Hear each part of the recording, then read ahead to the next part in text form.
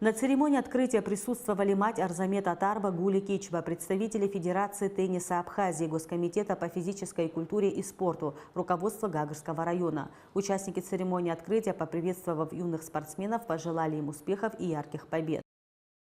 Дорогие дети, приветствую вас сегодня у нас на родине, в Республике Абхазия, в городе Гагра, на международном турнире.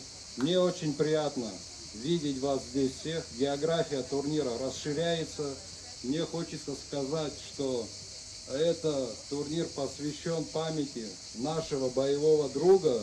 Я много раз это говорил и никогда не устану говорить, который сегодня должен был быть с нами вместе, но он свою жизнь положил на алтарь свободы. И мы это никогда не забудем.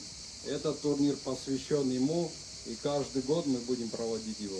Вся наша страна буквально вчера скорбила по всем тем, кто остался на поле брани.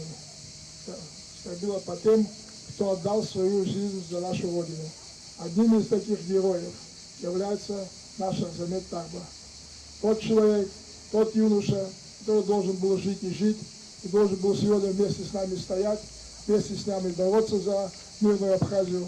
Но так случилось, такая судьба у человека, такая судьба у многих наших братьев и сестер, которые отдали свою жизнь за нашу Родину.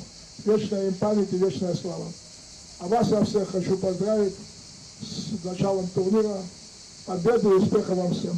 Поздравляю вас с открытием очередного турнира по теннису. Желаю вам успехов, счастья и, самое главное, здоровья. Особую благодарность хочу выразить городу Гагра и главе администрации Гагрского района. Каждый год они с любовью открывают нам эти корты и предоставляют этот турнир для вас, мои дорогие.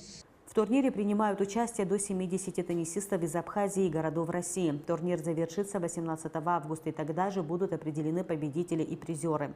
Герой Абхазии Арзамет Атарба участвовал в мартовском наступлении. До недавнего времени считался пропавшим без вести. Его останки, захороненные на территории парка Славы в Сухуме, были опознаны благодаря проведенной эксгумации миссии Комитета Красного Креста. Подобного рода турниры способствуют увековечению памяти погибших ребят в ходе Отечественной войны народа Абхазии.